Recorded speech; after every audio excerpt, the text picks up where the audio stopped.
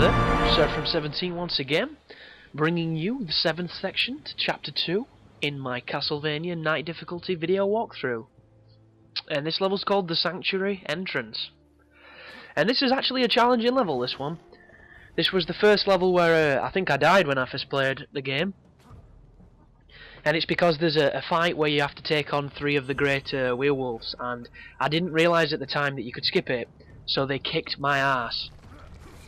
And the general thesis of what you have to do here is you're running around trying to collect bits of a crystal, which will unlock the door to the next section of the game. The crystal works 2 ways though, because it is also a really good accessory to use if you're stuck. So here's the first cache for crystals. You have to get, I think, 3 more, because it's a 4-piece crystal.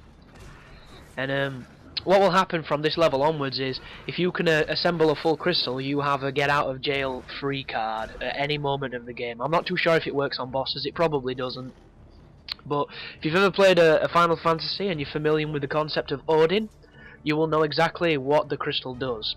It is kill everything on the screen, basically, in one move, regardless of what it is. And I would definitely advise using it if you know you're going to be able to refill it, and I would definitely advise using it against things that you're not comfortable fighting. So for me, I use it against the skeletons because I fucking hate the skeletons. They're just the worst enemy on the game. They're so annoying and frustrating, and the best way to fight them is using the gauntlet move and the light energy stun. But because I'm intentionally not using the light magic, I can't do the light magic stun to them, because that would be, going against a preset that I've set. So they're just a pain in the ass, and I really don't like them. But for most of this level, it's just going to be platforming and killing tiny dudes like those werewolves, and the werewolves are piss, as long as you just keep using the throw, which I've now obviously realised is the best way to go. And I'm kind of familiar with this level purely because when I first got here I got stuck on it for about an hour, because I just didn't know where to go, because I completely forgot about the whole bouncing off the wall when you're connected to a chain point. And this game likes to do stuff like that, where it's not completely obvious where you're supposed to go, but the game thinks it is. So you can be just kind of like, where the fuck am I supposed to go? And the game's looking at you as if you're a retard on a special bus, going back to the out clinic that spawned you. But the luxury of, foresight and retrospect is the fact that I know where I'm going now. So this is the bit I got stuck on. You need to bounce from this across to that other platform there. And I didn't realise, I don't know why I didn't see the blinkingness and all that kind of stuff, but it's just how it goes, isn't it? Sometimes you're so in tune with the game, you can't see the forest for the trees. But pretty much every fight on this section is skippable if you're quick enough. If you're taking a character across who's got the ability to use the wings, where you can do the double jump, you're probably going to have a much safer time. But when you start a new game, you can't run, you can't do the double jump, so Gabriel feels like a fucking polished turd. And moving him around is as swift as moving a fridge, so you've just got to be patient with him.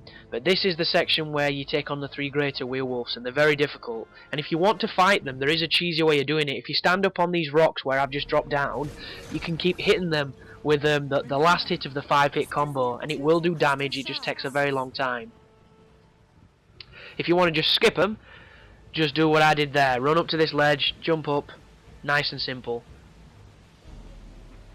And my editing software is reminding me why I need to strip all the dog shit off my laptop, because it is apparently got not enough memory to function at full capacity. And the reason I know this is because my preview window is now lagging behind the fucking video, and that's always helpful to tell you what's happening when I'm watching it as if it's stop-start motion. Oh, goodness me. But now that we've got the last bit of the crystal, we now have a full crystal, and what's going to happen is a troll's going to bust out of this grate, and you need him to ride him and then bust through that wall. So fight the troll. How you've been fighting them, a good strategy if you're wanting to use the light magic on these dudes is if you turn your light magic on and you do the double jump. If you're playing, I assume you're playing with a character carried over, he will do the the wing move where it boosts him into the air, and it will also hit the troll and stun him, and the troll reacts as if you've used a fairy. He stands there for a few seconds looking around dazed, and you can charge fully charged, you know, right trigger and X where he does the punch that's got the energy behind it with the gauntlet, and that is probably the most damaging move on the game. And if you hit the troll with it, it only takes 2 of those to kill him. And if you put the dark magic on, you can do it super fast, so you can kill him really fast. But I don't have that shit. Well, I do, but I don't. You know, I don't have the wings, so I don't have the ability to do that, and I wouldn't use it either because it goes against what I've said. But that is definitely the best way to do it, so I would advise it. And right there, I was trying to skip the cutscene, but apparently it won't let me. Something I should have trimmed out, but there is far too many of these videos to be going into them and trimming them, you know, mercilessly. Especially when it being this game, it's not exactly a massively popular game, and I don't think that this guide's going to get that many hits purely because it's not on Paladin, and that is the greatest downfall of this kind of thing.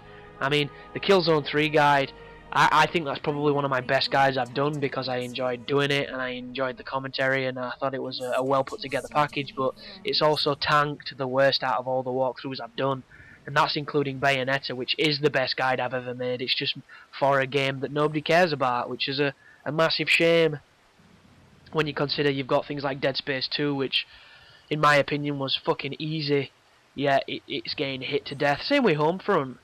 I really don't understand all these people that are comparing it to a Call of Duty on Veteran. Homefront is fucking easy.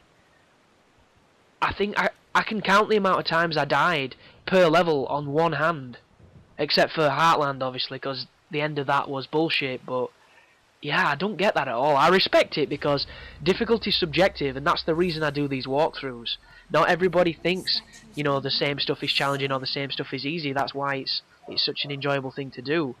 And that's why you get wankers on fucking Xbox 360 achievements.org saying, it's kind of cute that you're making a walkthrough for that, you should do commentary for first person shooter multiplayer, don't you know that? It's like, fuck you, dude.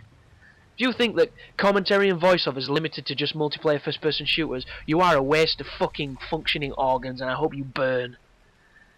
But anyway, the puzzle there is to rotate the crystal's energy beams so that they all join up to the mirrors and they open the door for you. It's dead simple stuff. If you get stuck on it, you can, you know, use the hint, but you shouldn't because it's piss. But thanks for watching, guys. I'll see you in the next section, and you take care now.